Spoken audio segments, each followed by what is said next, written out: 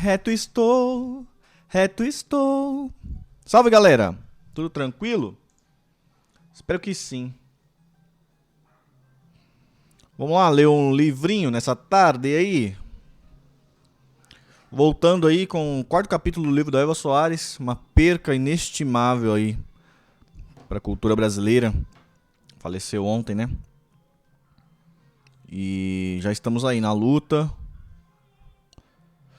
Lendo aqui a biografia dela. Além dela, estamos lendo outras biografias.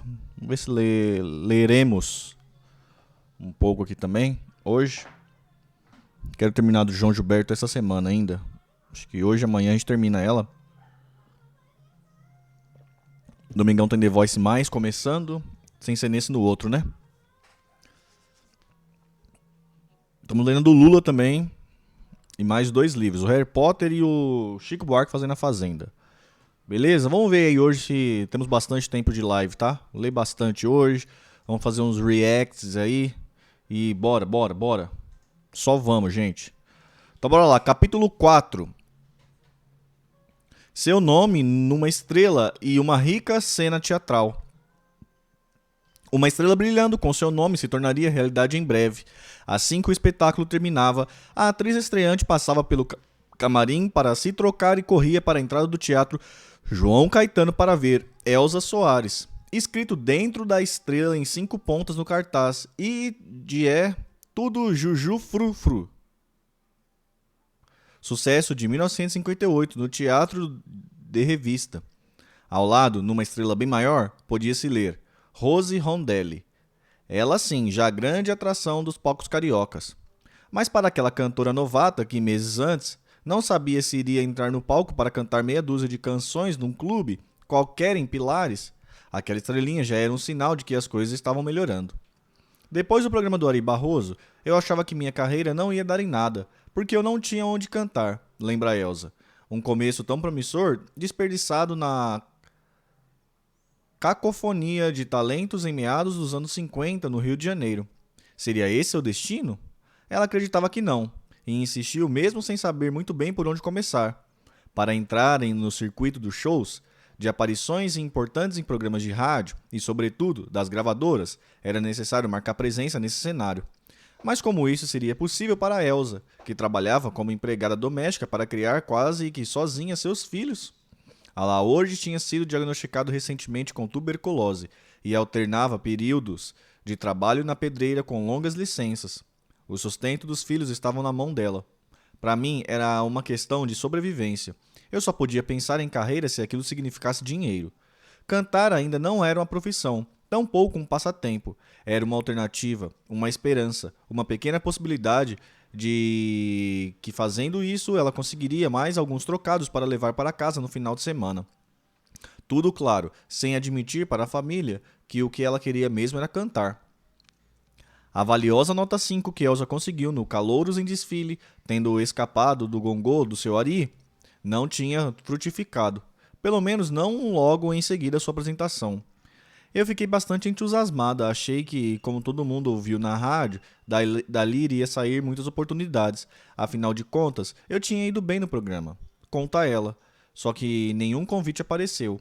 Calouros e calouras se sucediam aos borbotões nos programas de vários apresentadores em várias estações. E Elza, mesmo que com aquele talento todo capaz de quebrar até a Suzy de Ari Barroso, era apenas mais uma. Só que era mais uma que não desistia.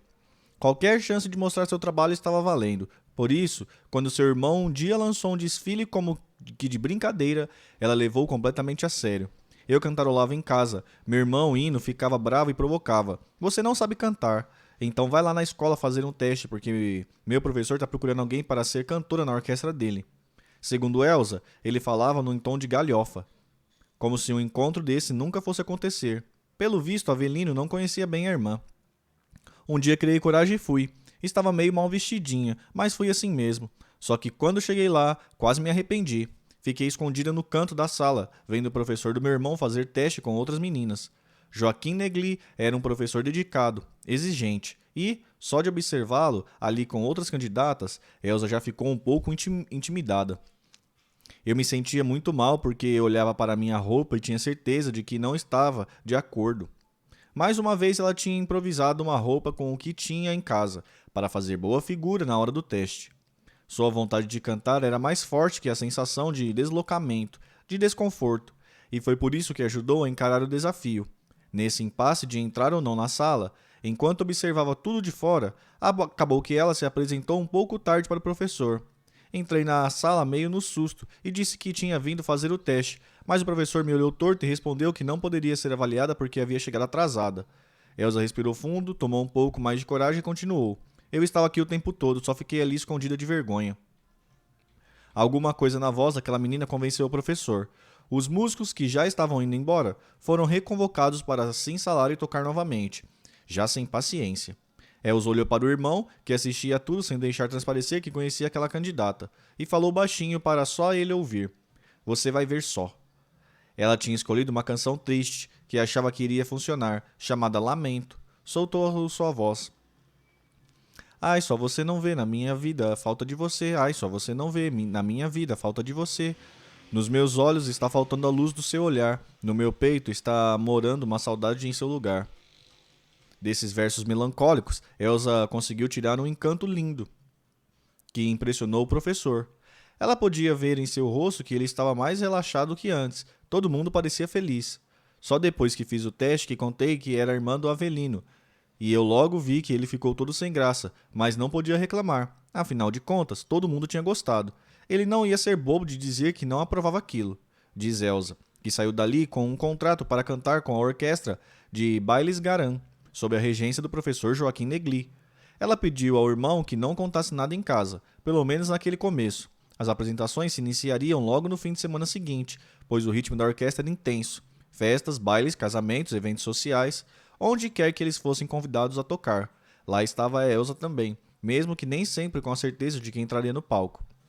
Tinha clube que era racista, afirma Elsa, reconhecendo que nem entendia muito bem o que significava aquilo na época. Tudo que diziam para ela era que, num determinado local, o diretor não queria que um negro subisse ao palco para cantar. O preconceito era claro, mas não era algo que ela conseguisse elaborar totalmente naquele momento.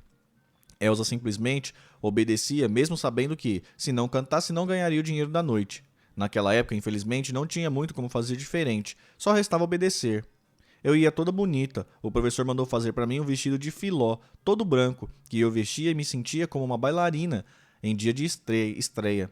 Linda, mas tinha lugar que negro não cantava, né? Então algumas noites eu me arrumava toda, ficava ali prontinha, fora do palco, esperando para entrar. E nada, voltava para casa sem me apresentar. Num mundo tão politizado como o de hoje, fica difícil imaginar que uma artista que não respondesse a esse racismo. Fica difícil imaginar artista que não respondesse a esse racismo.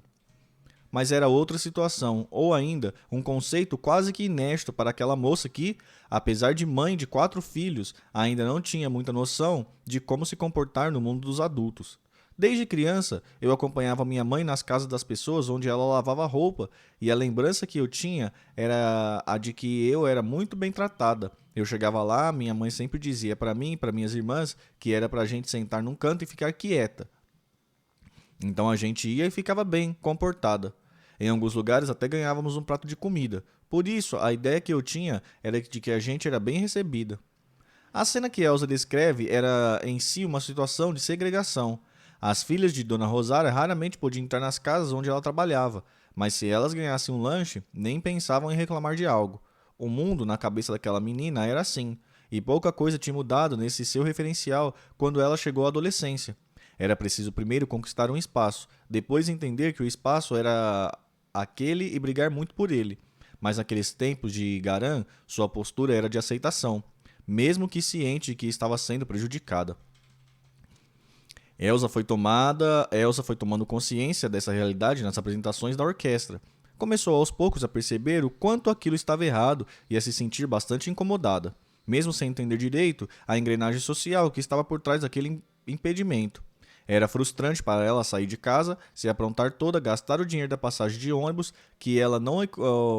quando ela não economizava para comprar um pouco mais de comida para sua casa, passar a noite com os músicos e não cantar. O maestro era branco, E, como Elsa lembra, boa parte dos seus músicos que subiam no palco eram de negros, mas o problema em algumas festas era uma negra chegar ao microfone. Eles tinham medo de contrariar quem tinha contratado a orquestra e depois nunca mais serem chamados. Até que um dia, foi também num clube em Pilares, zona norte do Rio de Janeiro, onde a Caprichosos já fazia barulho no carnaval, que Elsa, num gesto que estava menos para a política do que para a sua impulsividade nativa, desrespeitou a ordem de não entrar no palco. Eu estava do lado de fora, ouvindo a orquestra tocar uma música boa, e senti que estava faltando os vocais. Eles já tinham me avisado que naquele clube eles não me queriam no palco. Não sei bem o que me deu, mas naquele dia eu não aguentei. Me levantei da cadeira e fui até o microfone e cantei. Admite triunfante. Todos os músicos e o próprio maestro, que só percebeu que ela tinha entrado quando ouviu sua voz, levaram um susto. Depois que ela já tinha começado, era quase impossível interromper tudo e pedir a Elsa que saísse. Ela percebeu que havia criado uma certa confusão. Quando ainda entoava a primeira música, já se notava uma certa movimentação entre os responsáveis pela noite. Um zum zum zum que parecia perguntar: o que essa mulher está fazendo aí? Mas era tarde. O público, animado, já havia se levantado para dançar e, mais importante, para aplaudir aquela cantora. Eu vi que as pessoas estavam adorando, que estava todo mundo dançando. Eu estava ganhando aplausos, gritos. E quem é que tinha então coragem de me tirar dali? De falar que eu não podia cantar? Brinca Elsa sem disfarçar sua satisfação com esse pequeno e belo triunfo. Venci pelo talento. E o episódio serviu para vencer qualquer barreira. Dali em diante, Elsa era a presença certa em qualquer palco que ele se apresentasse. Inclusive, depois disso, ela passou a se considerar, de fato, a vocalista oficial da orquestra de bailes Garan e já podia contar com alguns trocados a mais em casa. Dava para comprar uma sardinha, um pouco mais de pão, mas eu não podia dizer que estava ganhando dinheiro com isso. Não, sabia que essa boquinha poderia acabar a qualquer hora.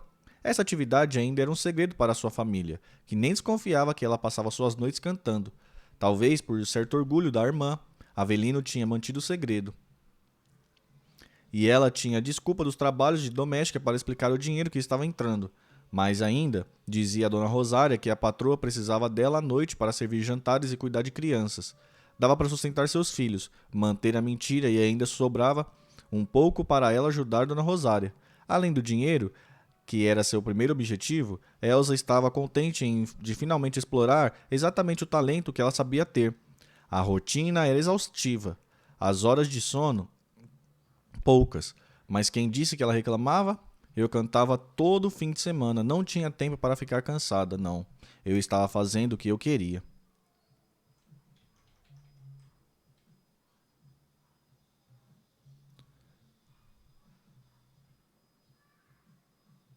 Tem uma imagem aqui que eu não sei o que é. Pera aí. Vou mostrar para vocês. Silva Filho apresenta É Tudo Juju Frufru. Lindas Mulheres. Comicidades Sadias. Teatro Caetano.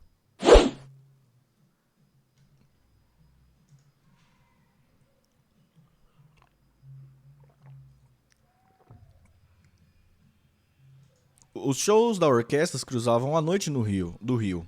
E foi numa dessas apresentações, um lugar próximo à Praça Mauá, bem ali no início da Avenida Rio Branco, que era desde aquele tempo uma região agitada do Rio, que dois rapazes a abordaram cheio de elogios.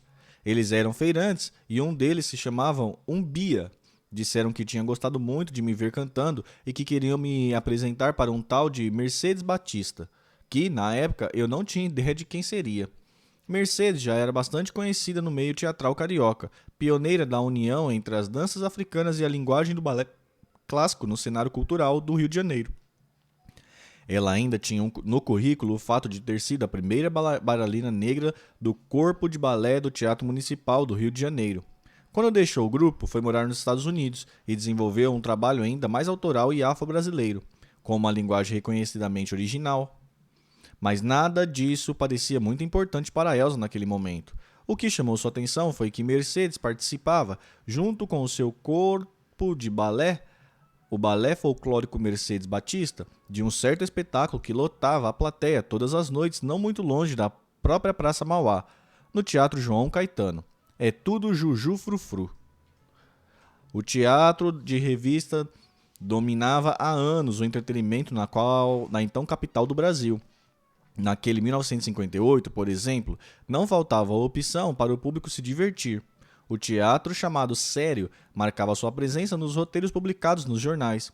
Esse foi o ano do retorno da grande dama Dulcina, afastada havia 3 anos dos palcos, ao teatro que batizou com seu nome, fazendo O Processo de Jesus, de Diego Fabri, uma turma de São Paulo que, como descreveu um colunista, Raul Cortez, Felipe Caroni, Miriam Pérsia, dirigidos por Antunes Filho.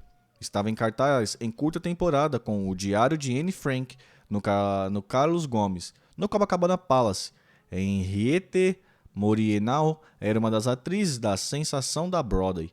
Gigi, mas era as revistas que, mesmo depois de anos de sucesso, ainda levavam os espectadores ao delírio. Eva Todor, estrela maior do gênero, estendia sua temporada do Tibira no Teatro Serrador, junto com um elenco que incluía nomes que mais no futuro ficariam conhecidíssimos na televisão, Jardel Filho e Ilka Sorais. No Teatro do Leme, as Guanabaras Girls faziam a alegria de quem ia conferir Tem a Água do Biquíni. Lia Mara era a vedete convidada. Em plena Cinelândia, no Teatro Rival, Grande Otelo, já uma estrela maior apresentada ao Brasil pelo cinema das décadas anteriores, fazia 2 sessões por dia de Um Pedaço de Mau Caminho, com sua coestrela Conchincha Mascarenhas. Juju Frufru também era um sucesso, como quase tudo que era montado no João Caetano, mas o elenco estava precisando de um reforço, e, quando Elsa foi apresentado para Mercedes Batista, foi imediatamente convocada para um teste. Eu estava tão nervosa que, quando me falaram que eu teria que fazer uma prova de roupa, nem prestei atenção que eles haviam me dado apenas uma calcinha e um sutiã. Era, na verdade, um biquíni, o primeiro que Elsa tinha nas mãos, uma peça do vestuário que ela nunca tinha usado. Nunca ia à praia, morava longe do mar e minha vida era só trabalho. A gente nem via essas coisas em televisão. Aliás, nem via televisão. Sabia que era assim que as pessoas tomavam banho de mar por causa das fotos nas revistas. Eu olhei para aquelas 2 peças, vesti e fiquei esperando eles trazerem o resto do figurino. Achei mesmo que viria mais alguma coisa para eu usar por cima. Só que passaram uns 15 minutos, atendendo os chamados da produção, as bailarinas que estavam vestindo o mesmo que ela foram indo embora e deixaram Elsa sozinha no camarim. Um cara chamado Perpétuo, que era o responsável pelo elenco, começou a gritar, perguntando se tinha alguém lá dentro ainda. Eu disse que sim, tinha eu, mas não podia sair porque não estava vestida, que ainda não tinha dado a minha roupa. Como assim? Insistiu Perpétuo. Você não está de biquíni? Esta é a roupa que você vai usar na peça, pode sair. Elsa respondeu categoricamente, não vou sair assim não. Foram necessários mais alguns minutos e uma explicação de que seu figurino ainda teria uma espécie de saia por cima da parte de baixo do biquíni, para que Elsa vencesse a vergonha, chegasse até o palco e cantasse. Apesar da relutância, seu belo corpo era ainda mais realçado pelo figurino. Minúsculo, para os padrões de então. Sua beleza em cena e mais, claro, aquela voz que ninguém entendeu de onde vinha agradaram imediatamente. Foi contratada na mesma hora. A tal saia que havia prometido e que chegou pouco antes de sua estreia era menor que aquilo que hoje pode se chamar de pareô. Apenas alguns babados que começavam na cintura e se abriam ao longo das pernas, transformando Elsa numa possível rumbeira estilizada. Ou seria mambeira. Maestro, toca um mambo. Maestro, toca um mambo, que é pra gente dançar. É o que ela se lembra da letra de seu número principal, que logo caiu no gosto do público. Foi um sucesso. Lembra Elsa com saudade daqueles primeiros aplausos, quando finalmente se apresentava sem ter que se preocupar com as risadas de um público sarcástico, ou mesmo com o crivo de um apresentador de programa de rádio, ou a vergonha de estar mal vestida. A peça se passava na praia, num cenário todo estilizado, por isso as mulheres de biquíni, no melhor estilo Juju Frufru, e tudo parecia coisa de cinema. Uma diversão que Elsa também nunca se tinha permitido até então, mas fazia parte do seu imaginário. Mas era tudo real. Em É Tudo Juju Frufru, ela estava linda, glamurosa e radiante, cantando como nunca, e com seu nome gravado numa estrela na entrada do teatro. a ponto de chamar a atenção de Grande Otelo, que obviamente circulava por aquelas coxias. Foi ele que adotou Elsa nesse início de carreira e ajudou a dar os seus primeiros passos na interpretação. Elsa nunca se considerou uma atriz, sabia dos seus dotes e dos seus limites. Era indiscutivelmente uma cantora excepcional, mas estava longe das habilidades necessárias para interpretar um personagem. Foi aí que o Grande Otelo veio para ajudar. Sua puta! Gritava ele para aquela moça que ele mal conhecia, durante um dos vários encontros que tiveram. A ideia não era ofendê-la, mas sim, em sessões de aquecimento, buscar uma reação diferente daquela mulher que só sabia arregalar os olhos diante de um palavrão. Era como o Grande Otelo queria transformar Elsa numa atriz. Eu ficava quietinha, não sabia muito o que fazer. Ele continuava me provocando e eu ficava muda. Ele me dizia: "Vou ser seu diretor, tá?" E eu fazia tudo o que ele mandava, quando eu conseguia. Brincava Elsa. Naquelas primeiras tentativas, ela só dava conta mesmo de fazer cara de assustada, mas era boa aluna e foi aprendendo rápido. Ele me ensinou a como entrar no palco, quando e como olhar para a plateia. Eu aprendi com ele como eu deveria conversar em cena, contracenar com os outros atores, e até como eu deveria me esconder, quando não era a hora de aparecer. O Grande Otelo seguia com o treino. Responda. Exija ele a cada insulto. Não, exigia ele a cada insulto. Mas você tá me xingando, respondia Elsa. E ele explicava: eu quero uma reação diferente para cada coisa que eu falar na sua cara. Combinado? Elsa aprendeu o suficiente para se virar naqueles primeiros espetáculos, mas o que ficou desse encontro foi a relação entre os dois. A confiança dela foi crescendo, junto com um laço de amizade entre eles. Nós conversávamos muito e às vezes ficávamos até tarde, depois que saíamos do teatro, e varamos a noite jogando conversa fora. Aliás, nem tudo era conversa jogada fora. Foi Grande Otelo que, em vários desses encontros, deu a Elsa sua primeira consciência do que era ser um artista negra no Brasil. Um Brasil, diga-se, bastante diferente desse nosso de hoje. Ou talvez não. Ele era um homem muito engraçado e muito inteligente. Ele tinha uma cabeça muito boa e me abraçou naquele início. Lembro-me de que ele já sentia que o negro estava subrepresentado nas artes. E quando viu que eu estava no elenco de Juju Frufru, foi como se estivesse dando uma contribuição maior para o espetáculo. Essas ideias foram amadurecendo em Elsa nessa época e é por isso, entre outros motivos, que ela e Grande Otelo desenvolveram uma parceria tão forte que ambos levariam para o resto da vida. Nos anos 60, quando eu já estava com o Mané, que também gostava muito dele, voltei a fazer espetáculos com o Grande Otelo. Trabalhamos muito com Carlos Machado. Carlos, pai da atriz Dijane Machado, foi um dos nomes mais importantes do cenário cultural brasileiro. Produziu peças e músicas por mais de 3 décadas, numa relação simbiótica de carinho e talento com artistas como o Grande Otelo e Elza Soares. Carlos Machado foi o rei da noite, ressalta, orgulhosa. Mas se, por um lado, a personalidade artística de Elsa ia se desenvolvendo, sua vida pessoal estava se complicando. Sua família continuava achando que ela tinha um plantão num serviço noturno e nem desconfiava das noites no palco, o que só aumentava seu medo de ser descoberta. Algumas pessoas já desconfiavam que eu estava aprontando alguma coisa, e quando encontrava alguém em quem pudesse confiar, até compartilhava alguma coisa, mas com o pé atrás. Um dia mostrei uma foto do espetáculo para umas primas minhas e elas me chamaram de maluca. A reação delas deixou Elsa ainda mais preocupada. Teu pai vai te matar se te pegar assim com esse biquíni. Uma delas chegou a dizer, Elsa, porém, tinha mais medo do seu marido, que era irredutível. Mulher dele não saía cantando por aí.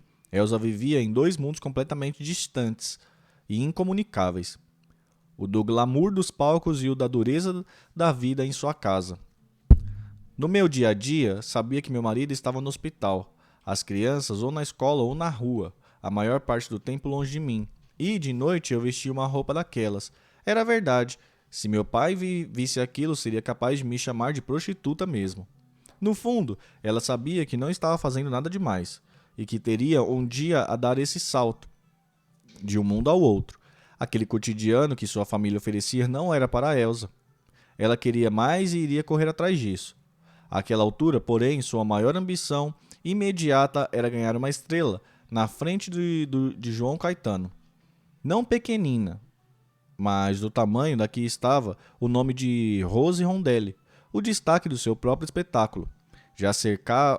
O destaque de seu espetáculo já cercada de uma fama tão grande que a aproximaria do seu futuro marido, Chico Anísio, já um nome importante da TV brasileira, que ainda engatinhava. E uma estrela maior significaria também mais dinheiro para comprar um pouco mais de leite para Carlinhos, Gilson, Dilma e toda a família. Levaria algum tempo até que ela ganhasse esse destaque. Mesmo com o seu carisma em plena formação, ainda demoraria um pouco para que Elsa conquistasse uma noite só sua. Num teatro, por que não? Ou até mesmo numa boate, como já conhecia, por exemplo, como já acontecia, por exemplo, com a grande Maísa, que, enquanto Elsa rebolava de Juju Frufru, se apresentava com exclusividade no Clube 36, naquela mesma temporada. Elsa nem sabia o que era uma boate, muito menos que um lugar desse seria seu passaporte para o estrelato. Escolher as músicas que queria cantar e ainda por cima ser o motivo pelo qual as pessoas saíam de casa para assistir, se divertir, se emocionar. Tudo isso parecia um voo alto demais para aquela mulher simples de Água Santa querer alçar. Mas ali, contagiada pela ebulição de uma intensa cena teatral, Elsa sentia, ainda que de maneira intuitiva, que já estava fazendo parte de alguma coisa maior. No mínimo, já estava sendo notada. Era amiga de Grande Otelo e, em seu camarim, chegavam bilhetes e flores de admiradores anônimos.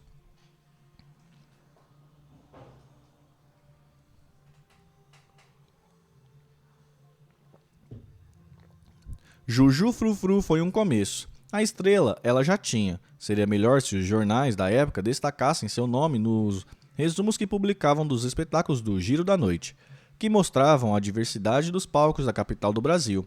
Brasília seria inaugurada em poucos anos e, mesmo que o Rio perdesse a faixa de capital, a boemia carioca garantia que ali reinaria, ainda por muitas décadas, a fina flor das artes nacionais, mas como coadjuvante da coadjuvante, como ela mesmo brinca. Falando do seu pequeno papel no teatro, acabou que Juju Frufru foi muito importante para Elza Soares. Foi por conta dessa temporada excepcional que Mercedes Batista a convidou para dar o passo maior internacional. A música que era feita no Brasil reverberava em ecos para o resto do mundo e começava a ser exportada. Nossos hermanos argentinos, que sempre cultivaram uma vibrante cena teatral, abriam espaço para o talento brasileiro. E quando quiseram levar uma revista musical com jeitinho de Brasil, o nome de Mercedes foi logo citado. Convidada, então, para uma breve temporada internacional, logo depois de É Tudo Juju Frufru, Mercedes chamou Elsa para se juntar-se à sua trupe e se apresentar no estrangeiro por algumas semanas. Ah, e com a promessa de um belo cachê, por suposto. Elsa não teve dúvidas e foi logo aprontar sua mala. A terra era do tango, mas Elsa faria com que eles se apaixonassem, sem muita resistência, pelo samba. Embarcou no navio que saiu do Rio de Janeiro e partiu, então, para conquistar Buenos Aires. Temos imagens, galera, imagens. Casa do Café, Maiorca. A noite de Buenos Aires na década de 50. Parece a Liberdade.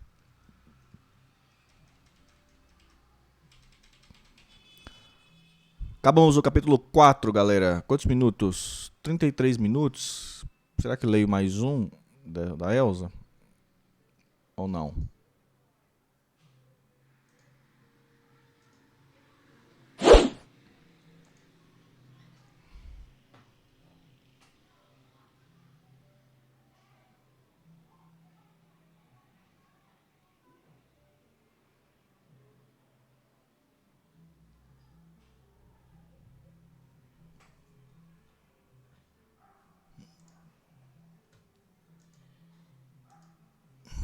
Acho que eu vou ler um do Lula agora. Vamos ver.